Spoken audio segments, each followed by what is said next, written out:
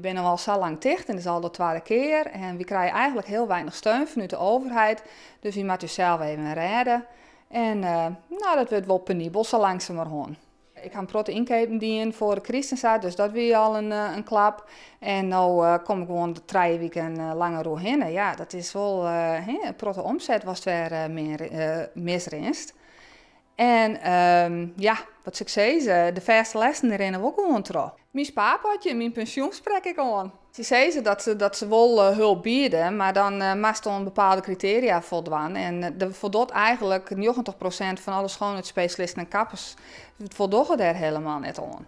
Dus ja, er is maar een heel iets percentage wat van die hulp gebruikt meidje kan. En terwijl we al jaar in hetzelfde bootje zitten. Al mijn verdere opleidingen en investeringen heb ik voorlopig even geschrapt, want anders red ik het gewoon net.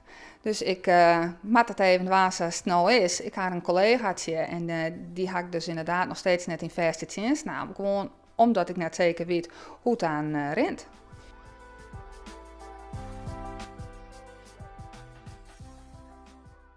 Ik denk dat we wel veilig hier bewijzen kennen. We houden dus prima onder het protocol en we hebben 1-op-1 contact. En er zijn inderdaad weinig besmettingen of tot geen besmettingen bij de schoonheidsspecialisten west. Dus eigenlijk vind ik dat ik wel hier bij mij. Maar ja, dat zei iedereen. Mijn klanten missen me. Gelukkig missen ze me.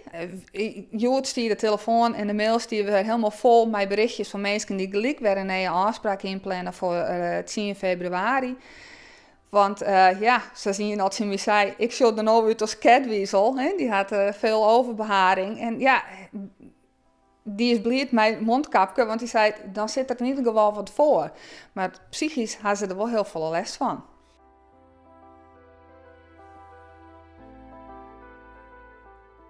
Ik ben druk de salon aan het opknappen. Ik ben aan het verven en aan het schilderen. En dat doe ik vaak 's middags.